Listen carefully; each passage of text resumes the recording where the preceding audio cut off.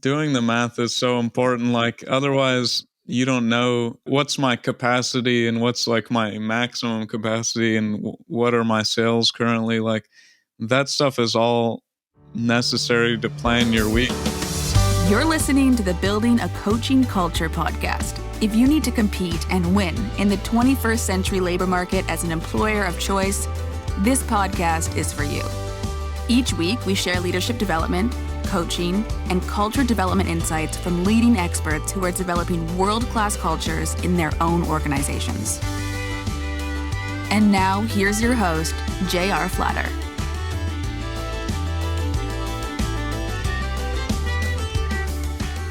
Hey, welcome back, everybody. J.R. Flatter here with my co-host, Lucas. Hello. Hey, Lucas, I wanted to focus this week on building a practice, building a coaching practice. And I think it's really relevant to you because you're an entrepreneur yourself, building a business. And so I don't think it matters terribly whether you're selling comics or selling coaching. Setting up a business has a lot of same characteristics. So Yeah. And something specifically that I've been thinking about a lot is just kind of something that we're doing here with the podcast. How do you kind of share your knowledge and your skills with other people as a form of marketing, like YouTube videos and blogs and things like that? And I think that's a really helpful avenue because you end up solidifying your own thoughts on the topic, and then you can potentially help other people while, gaining the exposure that you need. yeah, that's a good point. There's a saying in the education world, if you really want to learn something, teach it. And so by teaching through social media or through podcasts or anything else, you and I get better at what we do. And the same is true if you're an entrepreneur. If you want to really learn how to do something well, figure out how to teach it to somebody else. I know my coaching has gotten exponentially stronger as I teach. I spend a lot more time teaching than I spend coaching. I still have many ongoing coaching relationships to continue sharpening the saw, but if I were to do a ratio of coaching versus coach training, it's significantly more coach training. But yeah, thanks for starting us out with that. So for the listeners who've been listening to us for a while, or anybody who's been in our cohort for a while, we talk about the arc a lot. We talk about the arc of a coaching session. We talk about the arc of a coaching relationship. And so today I'm going to introduce a third arc, and it's the arc of your coaching practice. And so if you envision in your mind, so you're in the upward trajectory of your brand new business. A lot of our students are starting out their coaching practices, or they're preparing to start a coaching practice, or maybe thinking about it sometime into the future. And I think the arc analogy holds up here as well as it does in coaching and coaching relationships. So as you think about starting this new business that you're starting, you think about it. Does it make sense to think about it in that arc? Yeah, and I think something that's come up a lot of times talking to, people that are starting out or they're transitioning to becoming a freelancer or an entrepreneur. Lots of times it's, okay, I have friends and family that are interested. How do I kind of start out with my existing network of friends and family and kind of get my first client or first sale on somebody that's outside of that circle? But just thinking about that circle, all of us have, a certain amount of Facebook friends or even like Instagram or Twitter followers. Like, you have your beginning circle that you can often, there's somebody in that circle that is willing to pay for your coaching services, I would suspect, in anybody's network. No, you're right. And that is a big growth in a business. So there's a couple of things I tell anybody who's thinking about starting a business. And one of them is make sure you talk to your significant other. If you have somebody in your life that's on this journey with you, you better talk to them because it's like bringing a third person into your relationship. The business always wants your attention. It always wants more money. It's always a harmonic dissonance between work, family, and self. Well, especially if you're working a full-time gig like you are, and you're an entrepreneur. So you're really doing service to your job, service to your family, service to your new business. And you're on the apex up. And I can tell you after 21 years in business, we're still hustling, right? There's no real apex and then you're on the downward slope. You certainly do get past those days of heroic effort. I think I saw a picture of you sleeping on the floor covered in product, That was a crashing pose. after an all-night. I know that. But it still is a great vision, very representative of what it takes to build a business. Anybody that's ever rode crew, you know there's a power 10 and you row 10 strokes as absolutely hard as you can when you're already rowing at 100%. That's a good analogy for starting a business. You're doing power 10s into perpetuity, but no human being could sustain that forever. And so how do you get past that, surviving beyond heroic effort? For all that's part of the journey. And, if you're thinking about getting into that, you better have those questions asked and answered from yourself and also from those in your world who matter to you. I know you have a young son and wife and other interests, the runner. And so are you ready to ask and answer those hard questions that come along with starting a business? And that's not even talking yet about getting yourself in front of customers.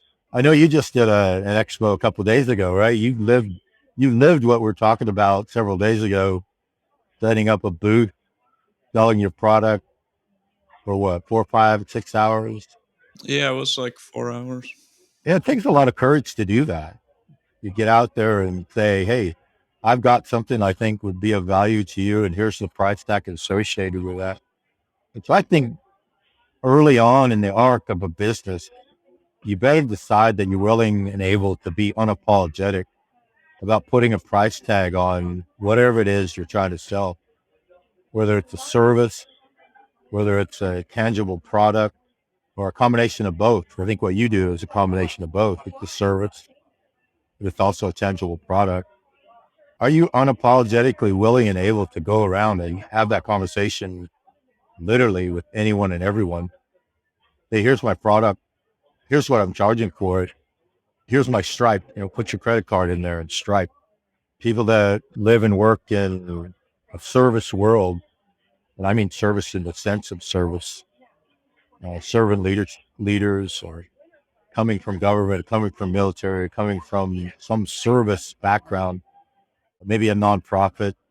A lot of them have a challenge getting their head around the idea that, oh, I have to have revenues that exceed my expenses. Gosh, I've never had to do that before. I don't know how comfortable I am doing that. So another thing is you're thinking about climbing onto this hamster wheel and running as hard as you can for as long as you can. Are you willing and able to ask people to give you money for that unapologetically all day, every day? I don't know. You're living that dream.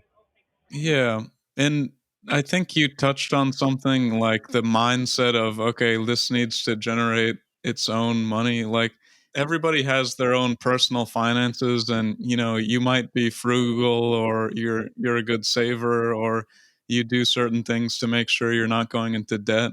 And then we also often think about like the government's budget and spending and those are very different from each other. Like the government spends differently than you would in your household and it's the same kind of for the business. It's like you can't necessarily be as conservative if you know that if I put $1,000 here it's going to make $2,000 or $1,500.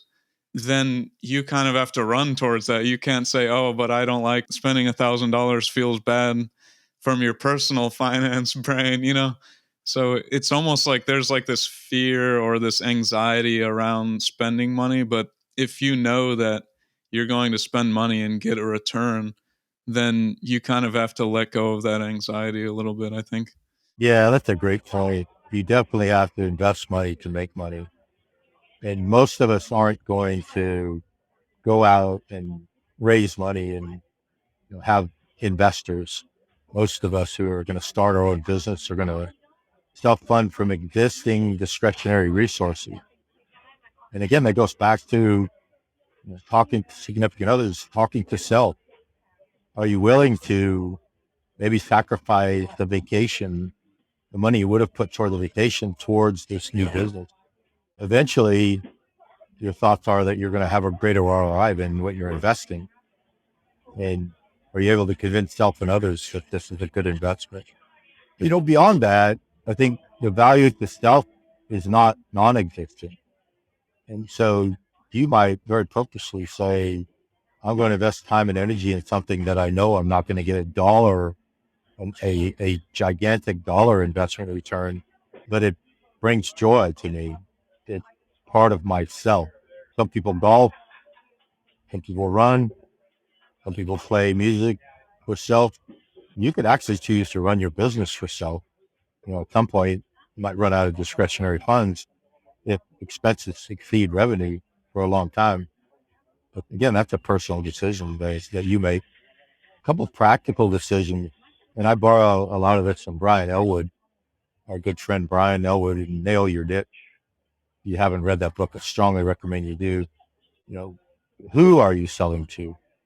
You need to decide out of the 8 billion people in the world, what small minority are you going to sell to? And the more you can niche that down, as our British and Australian friends say, niche, the more you niche that down, the more focused you can become. And it's a real challenge to do that because every person you say yes to, I'm going to purposely market to this niche. You're saying no to, 7.999 billion people. And the way I rationalize that is I don't say no to anyone really, but I just purposely pursue that small niche. And how you create it is you just keep creating intersections of uniqueness. And so if you're a leadership coach, that's the first intersection. That means you're not a life coach. You can coach in that space, but you're not purposely marketing to that. You're not a business coach. You could coach in a business space, but that's not who you're marketing to. Fitness coach. So the fundamentals of coaching are all the same, but who are you selling to? Really, really important. That's the first step. Sure, sure. Yeah, I was just gonna say, like, if you think about, you're going off on your own and potentially you could have somebody hire you, or in my particular case, I could shop my product out to a publisher, but a certain decision is, this is so personal and it's my unique brand of humor and things like that in my book. So it's like, okay, I don't even want to bother shopping it out to a publisher because I don't wanna have to, like, package it for them or change it, but then at the same time, like, you kind of have to think about it that way. I didn't really do it for my first product, but the next one, I'm gonna be thinking more deliberately about, okay, like, if I were to publish this and it's not my book, like, where is the value and where is the community and where is the niche, like you're saying, like, you have to think about it that way, even if you're not selling it to, like, an employer or somebody that's going to go out and help you sell it. I think another maturation, and specifically to marketing for me in the last several months, has been the idea of push versus pull. Again, another book I'd bring into our conversation is Fanatical Prospecting. If you haven't read Fanatical Prospecting, it really opened my eyes about sales. And I talk all the time about being in the 24th year of the 21st century or wherever we might be. But analog, old school sales work and works a lot better than social media for the average person. We see and listen to all the influencers out there, to break through that noise and get a sufficient following, challenging. And I think it's rare that you're going to build a sufficient following to scale your product in any reasonable manner. I would strongly, strongly recommend.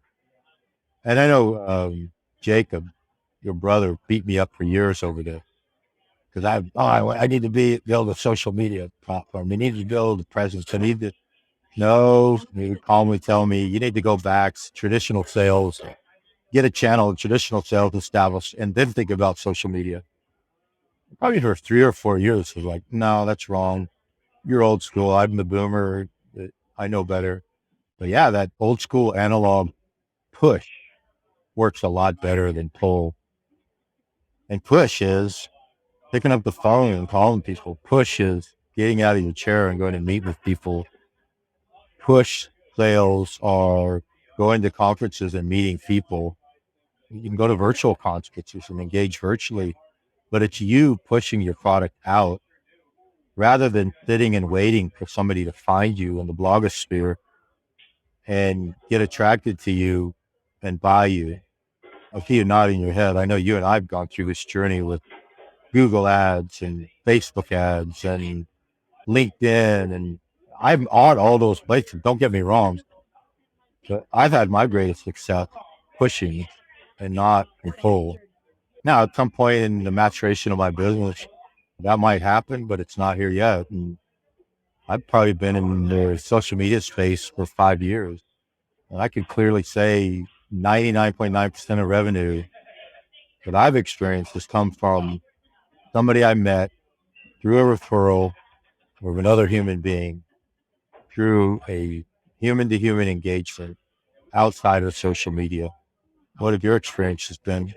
I guess the way that I think about it now is you've got like your message and your narrative, the story that you're telling. And if I'm face to face with somebody, it's probably easier to like not only like articulate that through a conversation, but also the trust and the connection that we're going to make face to face is a lot more natural and a lot more effective. And so if I have this amazing narrative that like communicates all of that, then I might say, okay, I'm going to pump it up on social media because ultimately it's going to get diluted and it's not going to be as powerful. But if you accept like I'm playing a numbers game and I'm going to reach 1,000 people and 10 of them are going to respond versus if I'm in person and there's 10 people I want to sell to like 4 or 5 of them, like there's a different level of how effective the message is and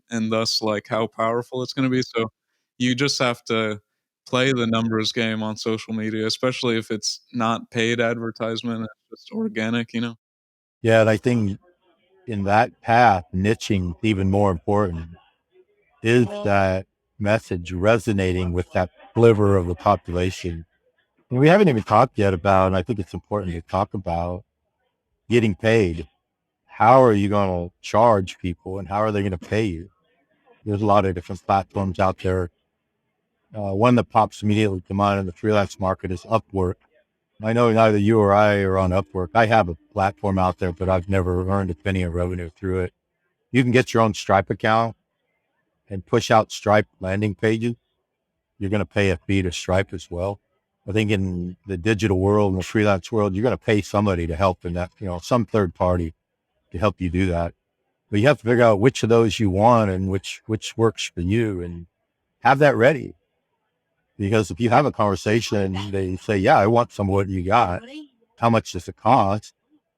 And then here's my credit card or virtually, how do I pay you? That's not an insignificant process. And I know you've struggled with this on the side of our coaching business and coach training business. So, talk to us a little bit about your experiences creating that payment process.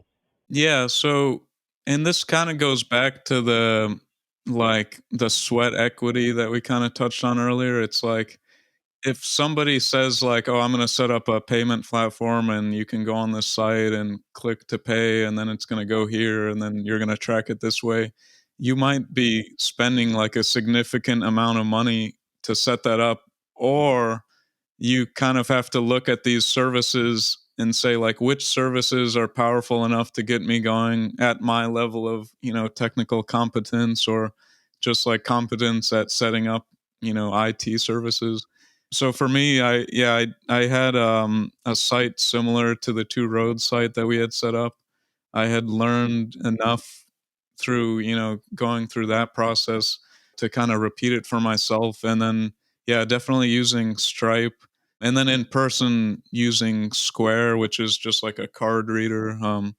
I think that makes it a little easier, less friction. Like, I see that at farmers markets all the time where people don't carry around cash anymore. So if you're going to be in person, having like a Square Pay or some like point of sale system is really, really helpful. But yeah, ultimately, like you have to have that level of trust. So if you just say like, "Oh, I'm just going to collect credit cards, don't worry about it. I'll charge it, and then I'll get rid of the information." Like people aren't going to want to purchase things on your site. So having like a trusted third party. Yeah, you have to make it painless and efficient. So how about third party providers? We have third party admin, third party graphic, third party payment. If I'm starting a business at day zero and I'm planning my processes, how much of that would you recommend as third party? How much do you keep in house? What processes do you keep in house? What processes do you outsource? Yeah, and I think it's largely what your skill set, and so when you're in a business, you think about like what's my core competency, like what's something that the business is set up to excel in versus what are we just doing because we have to do it as a business. So like for me, I want to do a lot of like the Canva design stuff, like anything aesthetic, like I want my hands on. I don't necessarily think like it was like part of my core competency to set up the website and everything. Like that was more just okay, like I know how to do this and I'm going to do it, and maybe in the future I would get help with that. But yeah, I guess what are my skills that I'm coming into the business with that like somebody would actually pay you for, and then you can think about like how much am I saving by doing this myself versus do I have to learn a whole bunch of skills, or do I know how to do it and I just don't really want to do it, or and then something I think that I would definitely 100% outsource in my next project is just like the actual, like, okay, I've designed the product, like everything, I've like been hands on from front to back, but I don't need to like be hands on like printing the book, like that was more of like a learning, like, oh, let's see how this goes kind of thing. But yeah, next time, definitely not. That was just like a huge time sink. Yeah, and last thing before we jump into actual delivery, how much of a social media presence do you really need to do business in the 21st century? If you're going to use push sales, you don't need any social media presence. If you're going to start, we teach people all the time about AIR campaign, advice, information, or referral campaign, talking human to human. Hey, I'm starting a new business. It's a coaching business. What advice do you have for me? What information do I need that I don't have? And who should I talk to next? If you do that aggressively with no social media presence, without even a website, but you have a way for them to pay you and you know what you want to charge an hour or per relationship, we always strongly recommend you charge per relationship, not per hour, because it's a coaching relationship. It's not a coaching hour. You don't need a website. What I see a lot of new entrepreneurs doing is so much preparing to do business and so very little doing business. And so every hour you spend preparing to do business, you should really be asking yourselves, should I be actually out selling rather than preparing to sell? And a website's another one of those times things that you're preparing to sell and you're not actually selling. Let's talk about delivery. So I'm going to focus on coaching. You can just focus on generic delivery or whatever you'd like. So you've learned to be a coach and you've decided you're going to go into a coaching business. And now we're talking, let's focus for a few minutes on delivery. Anybody who's a coach knows how to deliver a coaching session, knows probably if you've had a good coach trainer, how to deliver a coaching relationship. You know how to set up a coaching agreement, pre-coaching, then the actual delivery as a business owner. So you may have been coaching in a sponsored environment where you didn't have to find your customers and you didn't have to set up your calendar invites and all of that stuff that you now as an entrepreneur. So we talked very briefly about niching. But another thing I borrow from Brian Elwood in nailing your niche is what's your QER? What's your quantifiable end result that you're delivering to the leader that has laid down their money for your coaching. And so spend some time thinking about what your QER is, but also ensure that in your delivery, you're delivering it. And so we have several QERs at 2RL. The credit badges that we give, we help build houses of leadership. So you have a blueprint for your house of leadership when you're done. You might have your coaching and accreditation, you might have your mentor coaching, any number of QERs we deliver. If you're going to try to sell to that 0.0001% of the population, part of your sales should focus on that QER, but also your delivery. Certainly, am I delivering what I promised I was going to deliver? You think about it in terms of the niche, it's like the niche is the people that I'm trying to reach with my product or service, and the QER or quantifiable end result, it's like what value are these particular people going to receive? Like, so what's the beginning state and what's the end state, and how do we get them there? And based on that particular community. And I guess just an example that I was just talking to my nephew Oliver about was like you open up a video game nowadays and you open it up and there's nothing in it except for the disc or the cartridge. When we were kids, you would open it up and there'd be a map and a instruction manual and stickers and all this other stuff. And that is to kind of build this fantasy and build this perception that you're going to have an adventure or it's larger than just like the physical artifact. But now, like that QER, it's still there. It's in the game though. Now the games are advanced enough to kind of encompass that experience that would be, additional materials in the box. So I guess like thinking about it that way, like am I delivering everything like through the coaching session, or do I need to include additional materials, or is it even my social media presence and my blogs and my videos are part of that, so I'm not using it to promote myself necessarily, but to like package the value and give that to the leader that I'm coaching. No, that's great. You talked about artifacts, and we talked briefly about building a human to human relationship. And so certainly coach to leader, you want a human to human relationship. And what tools are you using? What artifacts are you using in delivery? And are they a purposeful part of your QER? So people who come through our programs walk away with an individual mission statement. They walk away with their credly badges, which we mentioned already. They walk away with a 30-year vision of where they're going, personally and professionally, shared with and co-created with significant others in the leader's life. So there's tons of artifacts that we purposely build that world for them. We purposely use the same metaphors that create that mental model. Yeah, this is where we are together as leader and coach. So are you building that world for them? I love that analogy that you brought in from the gaming world. So another thing to think about in delivery is your business life is probably going to be a third, a third, and a third. A third delivering, a third pursuing new business, and a third administering your business. And so when you think about very practical things like hourly rate or coaching relationship rate, how many coaching relationships can you do a month? And how much money do you need to earn a month? How much money do you want to earn a month?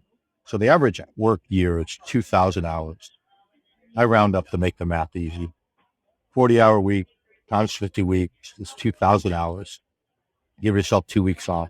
You might choose to take 4 weeks off, so that's 48 times 40. If you divide a third, a third, and a third, and then get round up a little bit, you're going to work 700 hours a year.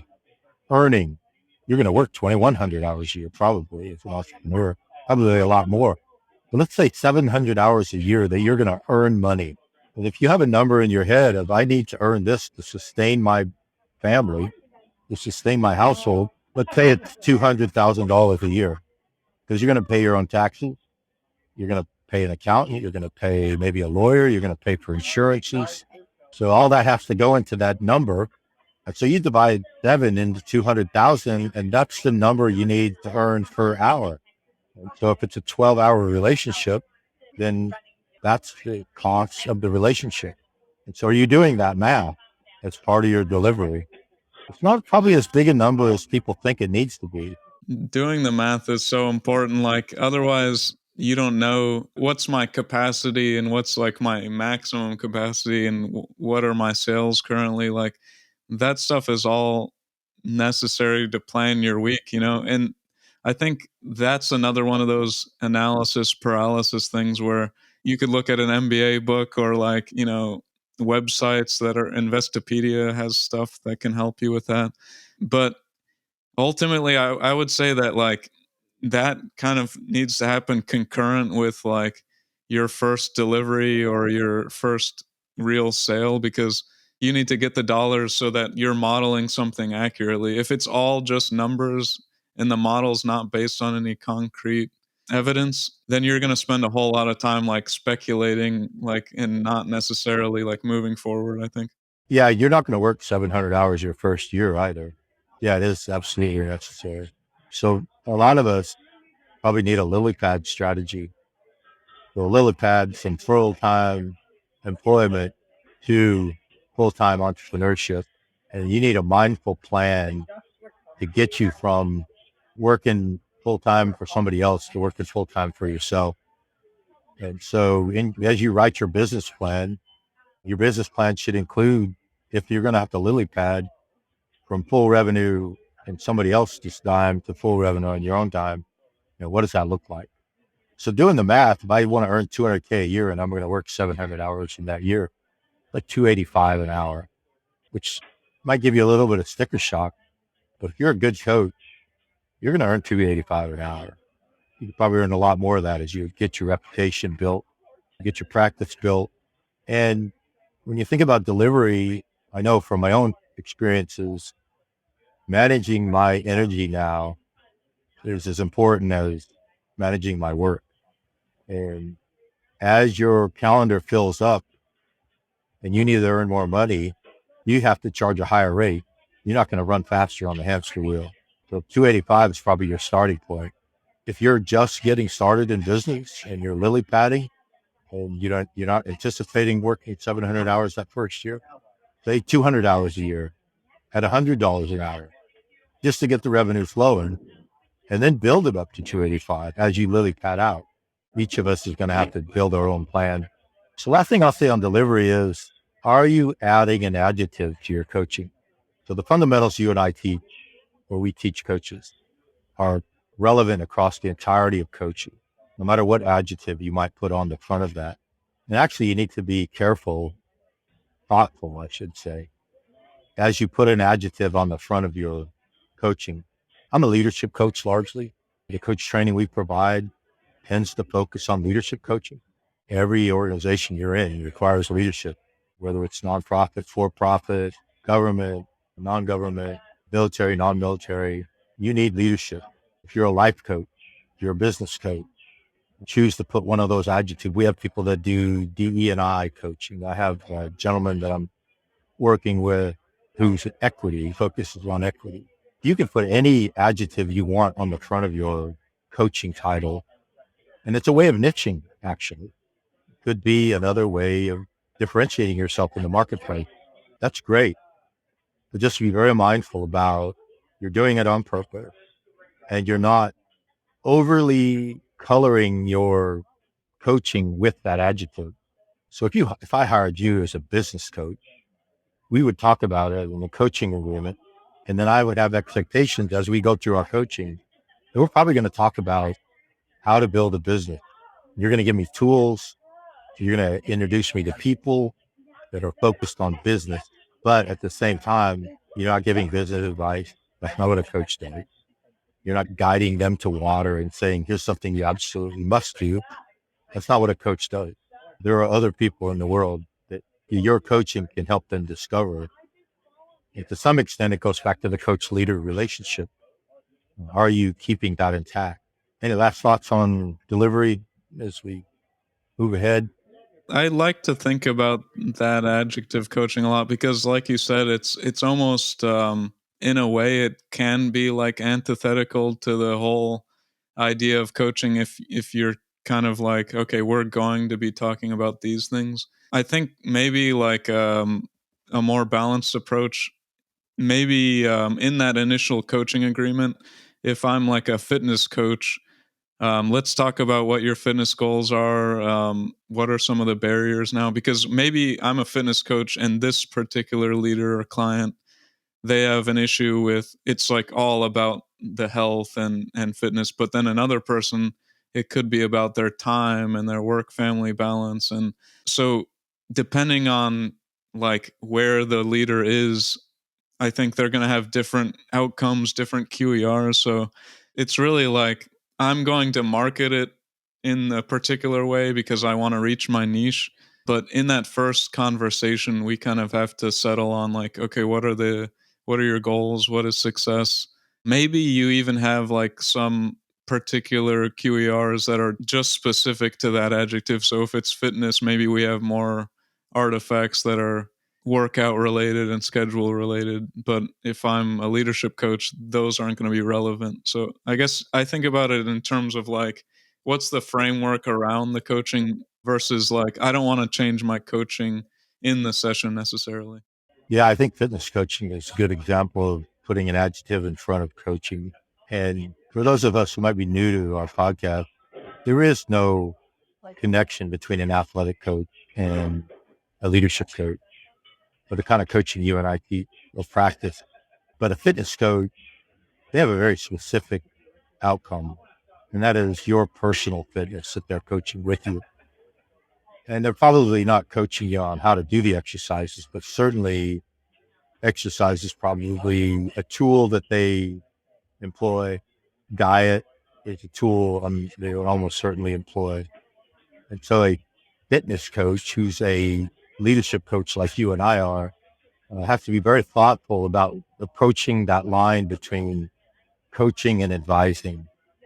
And it probably almost certainly requires a very strong upfront conversation about pre-coaching in the agreement phase. Here are the tools I use. They're going to come up regularly. Here's the accountability that I participate in. It's going to come up regularly. To the greatest extent possible, I'm going to keep my coaching hat on. Then you're going to discover the path to your fitness that works for you. All right. Finally, managing your business, managing your practice. Several thoughts here, and there's some very practical thoughts. We talked about a couple of them, and a couple of them I think potentially you can outsource, like bookkeeping. Are you going to keep your own book?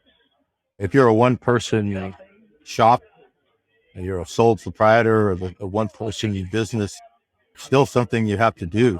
When I engage in a coaching relationship, I usually engage in 12 sessions, sometimes every week, sometimes every other week.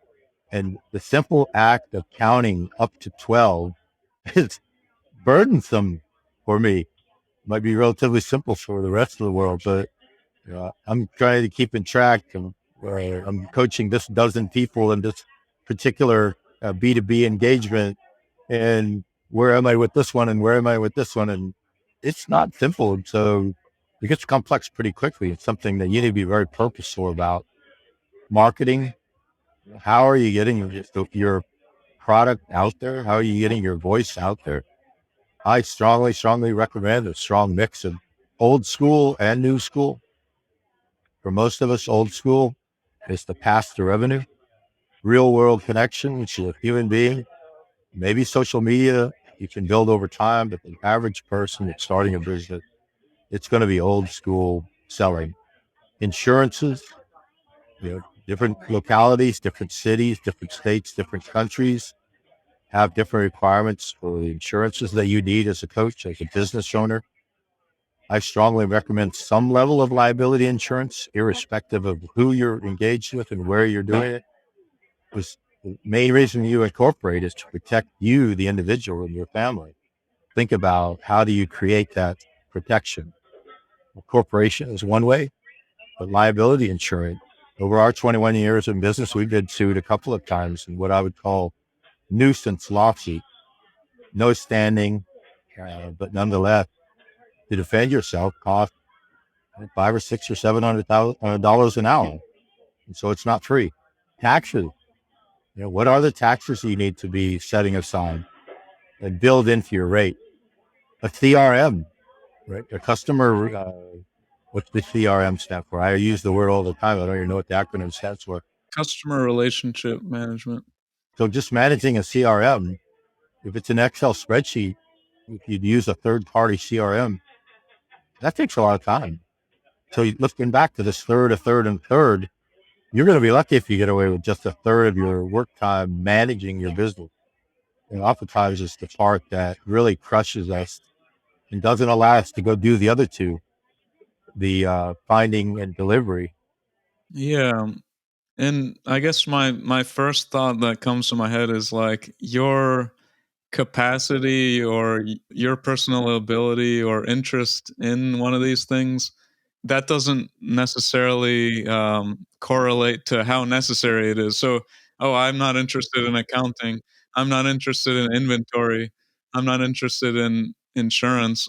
Well, that's just as necessary for your business as it is for a Fortune 500, even if you're tiny and you have no capacity for it. So, yeah, like what you said about the 12 sessions, like something really small like that, just keeping track of, like, if you're making things, keeping track of your inventory, like, it's ultimately, no matter how sophisticated your tool is, if you're thinking about, like, a CRM versus Excel or versus paper, it requires just as much thought and planning. So you might as well, like, okay, like, even if I'm working in Excel, like, let's make like a clear process. So every time you create new inventory, you're tracking it, or every time you make a sale, you're tracking it, or otherwise I operate only in this room, like the books never leave this room, and then I'm constantly counting, how many do I have, how many have I gotten rid of, and I think that what you mentioned about it kind of like eating up more of your time, it will eat up more of your time if you don't set up the planning correctly. And this is my procedure, and no matter how basic it is, it's a piece of paper, but there is a procedure, and then I'm moving on to a system, and then I'm moving on to maybe even having a third party or somebody that is actually helping me with it. You can't just hand it to them without your own procedure, or else they're not going to know like any of the particulars of your circumstances. So I would say, like, yeah, definitely think about those things like the business that you're going to be in 5 years or 10 years. Yeah, can you scale? Last thing I'll mention, and then you got to drop off. Time blocking helps, and being mindful helps. So I time block a lot. So I color code my calendar, and different activities have different colors. Executive function, which I would consider bookkeeping and keeping track, that's an executive function. So it would have a different color. Leadership's a different color. Delivery is a different color. So am I seeing enough of the right color? And mindfulness comes to mind because when I'm in that block, if I'm in an executive function block, I'm not thinking about selling, and I'm not wishing I was selling, even though my mind goes there. I'm saying to myself, stay in this mindfulness place, stay in executive function. When we get to sales in another hour, then you can go sell. When we're in delivery, when I'm delivering coaching, when I'm delivering training, push selling away, push management away, and educate, train. So mindfulness is a huge part of this as well. Well, that concludes this episode of Building a Coaching Culture. I truly hope that this episode was helpful to you. If it was, be sure to follow us wherever you listen to podcasts. Maybe stop and give us a rating or a review, and share this podcast with someone who might find it helpful as well. Thanks again, and we'll see you next time.